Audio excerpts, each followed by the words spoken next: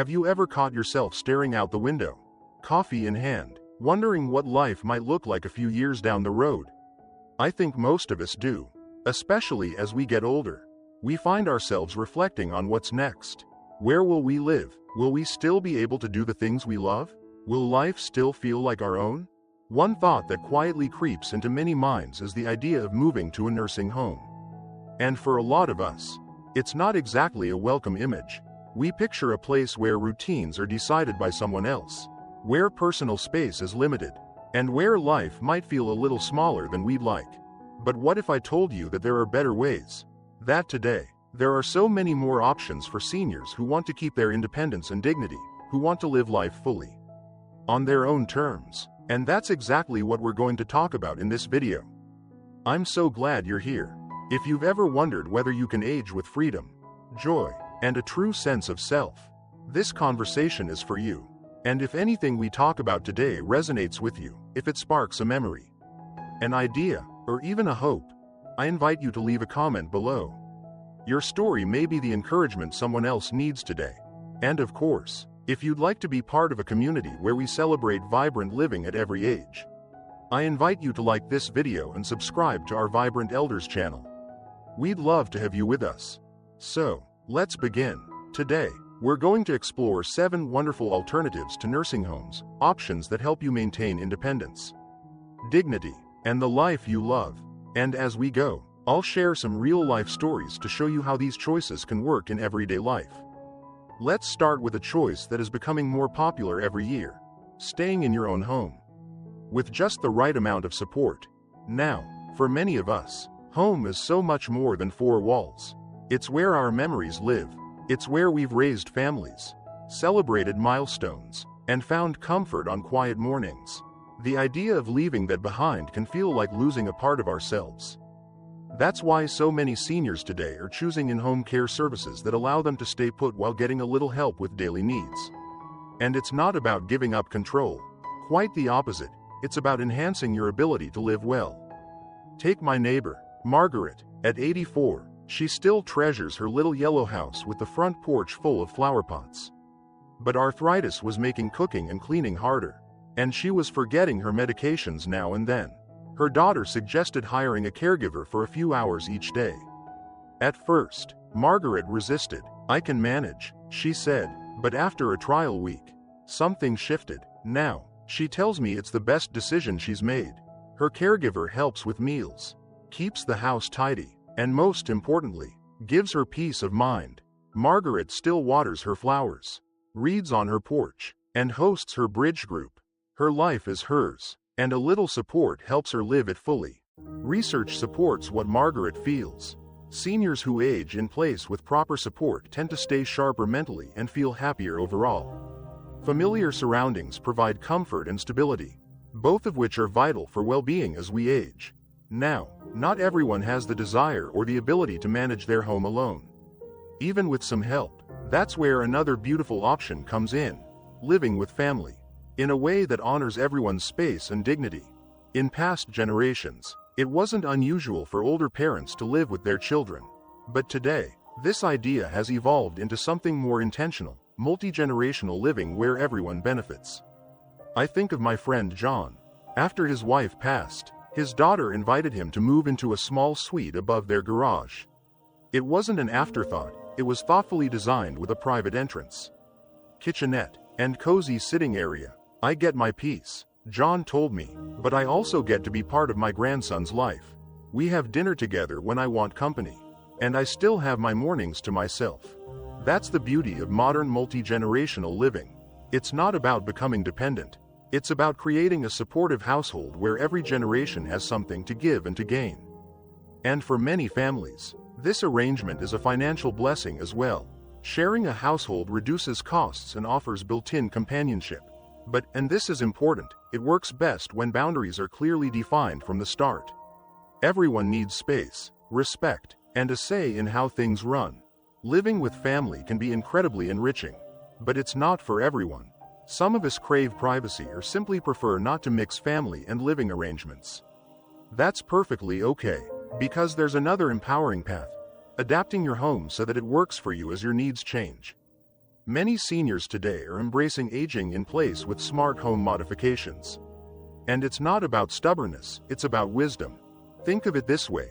Modifying your home means you're planning ahead so you can keep living the way you want. Let me share the story of Linda. At 79, she was still living alone in her charming two-bedroom home. But a fall in the bathroom changed everything. After a brief hospital stay, Linda faced a choice: move into a facility or make her home safer. She chose the latter. With the help of her family, she installed grab bars, a walk-in shower, and non-slip flooring. They added smart lighting that turns on automatically at night and a voice-controlled system that lets her call for help if needed. I was embarrassed at first. Linda told me. I felt like it meant I was getting old. But after a few weeks, her perspective shifted. Now I feel freer than I have in years. I don't have to second-guess myself. I can relax and enjoy my home. And that's exactly what these adaptations provide: freedom and peace of mind. Whether it's motion sensor lighting, voice-activated assistants, or smart medication dispensers, technology today is helping seniors stay independent longer than ever before. I often remind my friends that these changes aren't about losing independence, they're about reinforcing it.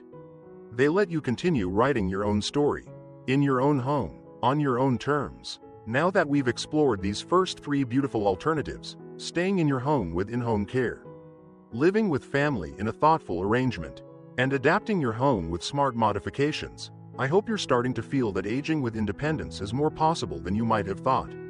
Let's keep going, because there are more inspiring paths ahead. I'm so glad we're having this conversation today.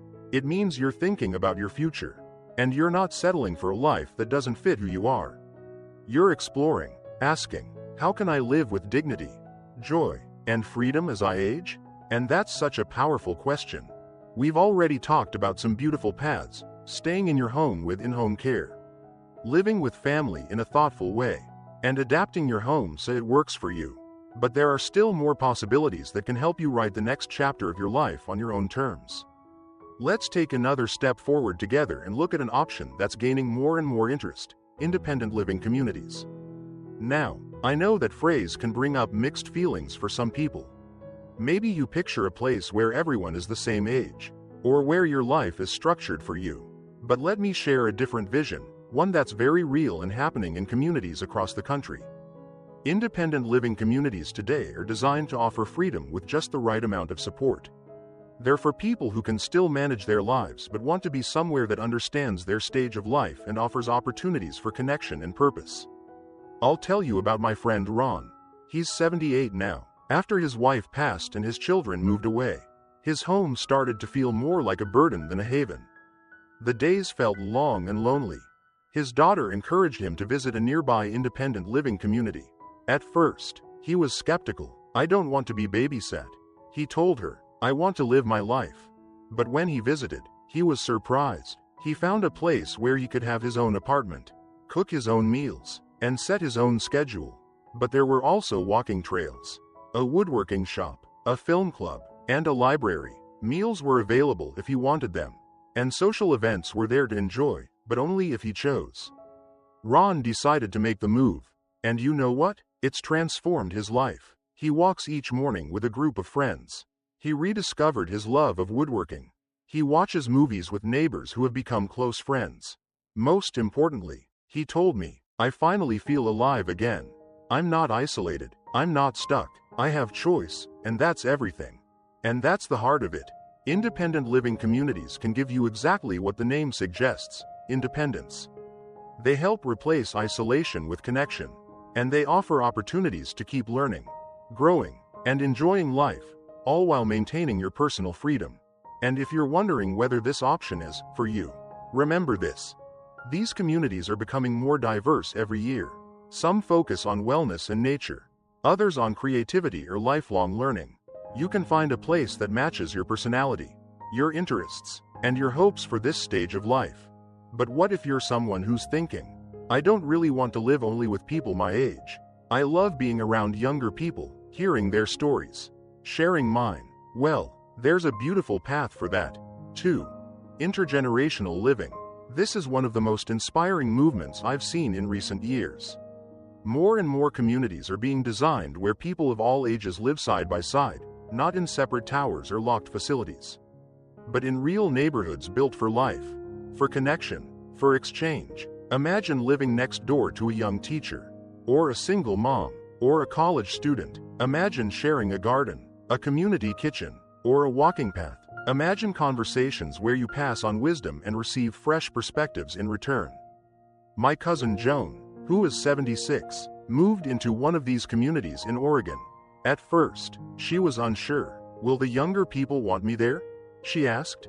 Will I fit in? But what happened has been nothing short of beautiful. Every Thursday, Joan hosts a poetry circle for high school students who live nearby. In return, these young people help her with technology and even introduce her to new music she never expected to love. It's the highlight of my week, Joan told me. I feel needed, connected, and alive. And that's exactly what intergenerational living offers. It's not about charity or dependence. It's about mutual benefit. It's about reminding us that life is richer when generations learn from one another. And the research backs this up. Seniors who live in intergenerational communities experience lower rates of loneliness, greater mental sharpness, and a deeper sense of purpose. And the younger people? They gain empathy, wisdom, and a stronger connection to life beyond their screens. And here's something important to remember. You don't have to move to a brand new community to create this kind of connection. You can start where you are. Maybe it's inviting younger neighbors over for coffee. Maybe it's volunteering at a local school or library. Maybe it's starting a simple intergenerational project right in your neighborhood. One of my friends, Helen, started a community garden in her town. Seniors, young families, and college students all work side by side, planting, weeding, harvesting, and over those shared tasks, friendships blossom, stories are exchanged, lives become richer. Helen says, "It's the best thing I've done in years. It gives me a reason to get up in the morning, and it reminds me that we all still have so much to give." And that's what I want to emphasize here. You still have so much to give. No matter your age, your presence, your wisdom, and your experiences are gifts. The world needs them, and you deserve to live in a way that allows you to share them. So whether you choose an independent living community or an intergenerational one, whether you adapt your home or live with family, remember this. These choices are about keeping your life big, joyful, and free.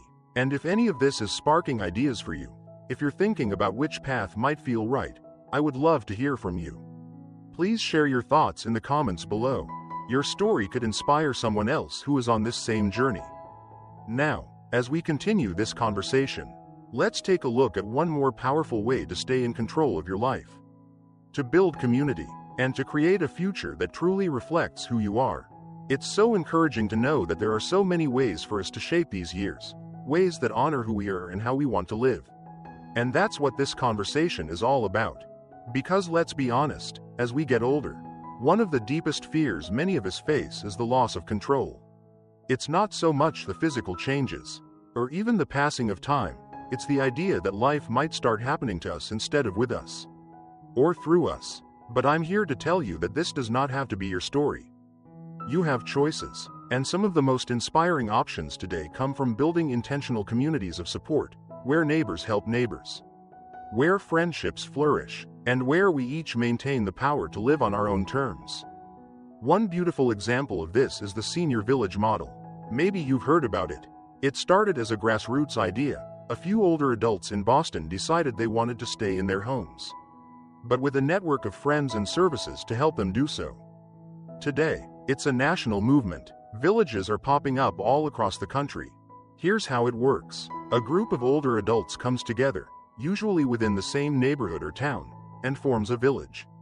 Members pay a modest fee to support the organization of services, and then they support one another in practical, meaningful ways. Need a ride to the doctor? A fellow member can drive you. Need help with minor home repairs? Someone in the village likely knows how to fix it. Looking for social activities? The village hosts book clubs, movie nights, walking groups, and more. But the most important thing these villages provide isn't transportation or handyman services, it's connection. It's knowing that you are not alone. Let me tell you about Harold, an old friend of mine in Vermont. He's 81, and after his wife passed away, He was determined to stay in their home. But he worried, what if something happened? What if he needed help? A friend told him about the local village network. Skeptical but curious, Harold joined. Now, a few years later, he says it's the best decision he's made. When I need a ride, someone's there, he told me. When I want company, there's a movie night or a lunch group. And if my smoke detector starts chirping in the middle of the night, I know who to call. But most of all, I feel part of something again. And that's the key. Villages are built on respect, trust, and mutual support. They allow us to stay in our homes, not as isolated individuals, but as connected members of a caring community. And here's the exciting part. Even if there isn't an official village near you, the same spirit can be created informally. I know of neighborhoods where older adults have started simple phone trees, buddy systems, or shared meal nights. A small group of friends agrees to check on each other, to run errands together, to help out when needed. Sometimes the simplest solutions can make the biggest difference. And if you're someone who values living in your own home but also wants the peace of mind that comes from being connected, this path might be perfect for you. But let's shift for a moment, because there's one more powerful way that older adults today are embracing freedom and dignity, and it's one that speaks to something deep inside us all: the desire to keep contributing, to stay engaged with life. Too often, the world tells us that after a certain age, we're supposed to step back, to slow down, to fade out, but that narrative couldn't be more wrong. In fact, staying engaged, mentally, socially, creatively, is one of the most important keys to a joyful and healthy life. And many seniors are finding ways to do this through co-housing or collaborative living communities. These aren't retirement homes. They're neighborhoods where adults of various ages, often with a core of older adults, choose to live together in a cooperative way. Everyone has their own private space, their own home or apartment, but they share certain spaces, responsibilities, and, most importantly, experiences. Think of it like a modern-day village. There might be a shared kitchen or dining space, a garden, a community room for events. Members often cook together, host workshops, or plan social outings. The goal is not to be dependent, but to be interdependent, to live in a community where everyone contributes. Everyone is valued, and everyone belongs. One of my dear friends, Susan, joined a co-housing community when she was 74. I wasn't ready for a retirement home, she told me. I wanted connection. I wanted purpose. Now, Susan helps coordinate the community's weekly dinners. She mentors younger members, and she's taken up painting again, thanks to a fellow resident who started an art group. She says, I haven't felt this alive in years.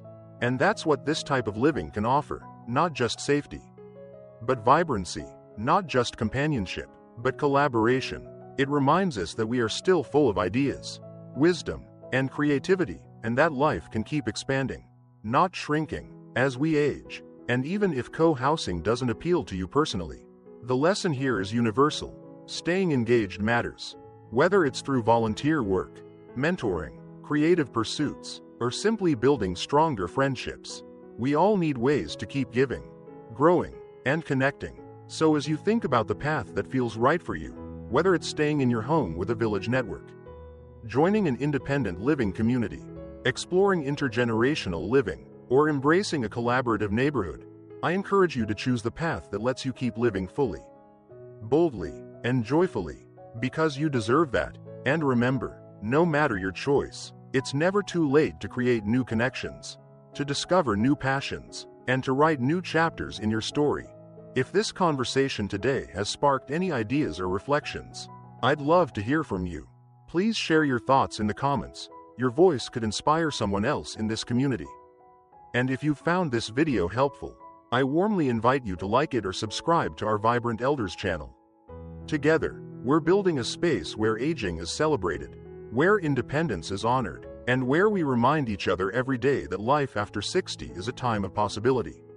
Now, as we close out this conversation, let's take a moment to reflect on the heart of what we've explored, and to step forward into this next chapter of life with confidence, courage, and joy. I hope as we've shared this conversation today, you've felt a small light of hope, or maybe even a spark of excitement, about what's possible for your future. Because no matter your age, your circumstances, or where you find yourself today. There are always paths that honor who you are and give you room to grow, connect, and live fully. And the truth is, choosing one of these paths is more than a practical decision. It's a powerful statement about how you see yourself and how you want to live the rest of your life. You've lived so much life already. You've loved, worked, raised families, traveled, overcome loss, celebrated joys big and small. You have earned the right to live in a way that reflects all that you are, not to be boxed into someone else's idea of what life should look like at this stage. And that's why it matters so deeply to explore alternatives to the traditional nursing home model. Not because there's anything inherently wrong with nursing homes. For some people, they're the right fit, but for many of us, the desire to remain independent, engaged, and in charge of our own story is too strong to ignore. So whether you find that path through staying in your home with a little help, living in a thoughtfully designed multi-generational household, moving into an independent or intergenerational community, joining a village network, or embracing co-housing, the heart of it is this: you still have choices. And every choice you make can be guided by one simple question: what makes me feel most alive? For my friend Linda, it was adapting her beloved home so she could stay there safely. For Ron, it was finding an independent living community where he could rediscover old passions and make new friends. For Joan, it was the joy of mentoring young people in an intergenerational neighborhood. For Harold, it was joining a village that gave him peace of mind and a sense of connection. And for Susan, it was finding purpose again in a co-housing community that valued her creativity and wisdom. Their paths are as different as their personalities, but they share one thing: each of them made an intentional choice to live the way they wanted to live. And that's what I hope for you, too. Because here's what I believe with all my heart: growing older isn't about shrinking your life. It's about expanding it in new and beautiful ways. It's about discovering what matters most to you now, and giving yourself permission to lean fully into that life. Maybe that means spending more time with your grandchildren, passing on stories and lessons they'll carry forward. Maybe it means deepening your spiritual life, finding new ways to serve and connect. Maybe it means picking up a paintbrush, writing your memoir, planting a new garden, or mentoring younger generations. Or maybe it simply means waking up each day in a space that feels like home, surrounded by people who see and value you for who you are. Whatever that vision looks like for you, know that it is possible. And the first step is giving yourself permission to imagine it. You don't have to settle. You don't have to follow a script that doesn't fit who you are. You can ask, what do I want this next chapter to look like? And then take small, intentional steps toward creating it. Because the beauty of life is that it is never too late to choose joy. It is never too late to make new connections. It is never too late to rewrite the story of how you live and who you share life with. So today, as we close this conversation, I want to leave you with this encouragement: trust your inner voice. If some part of you is whispering, I want more connection, or I want to stay in my home, or I want to try something new, listen to that voice, honor it, and take one small step this week toward that vision. Maybe it's calling a local in-home care agency to learn about options. Maybe it's having a heartfelt conversation with your family about living arrangements that honor everyone's needs. Maybe it's touring an independent living or intergenerational community just to see what's possible. Maybe it's reaching out to neighbors and starting a simple support network or book club. Whatever your next step is, take it with confidence, and know that you are not alone. Here in our vibrant elders community, we are walking this path together, cheering one another on, sharing ideas, and reminding each other every day that life after 60, 70, or 80 can be vibrant, joyful, and deeply meaningful. If this video has sparked a thought, a question, or even a little hope in you, I would truly love to hear from you. Please share your reflections or your story in the comments below. Your words might be exactly what someone else in this community needs to read today. And if you found value in this conversation, I warmly invite you to like this video and subscribe to our Vibrant Elders channel. Together, we are building a space where aging is celebrated, not feared, where independence and dignity are honored, and where we remind each other that life is a gift to be embraced fully at every age. So go forward with courage, my friend. You are still writing your story. And I believe the next chapters can be some of the richest and most beautiful yet. Live boldly, love deeply, and keep shining. Until next time, take good care of yourself.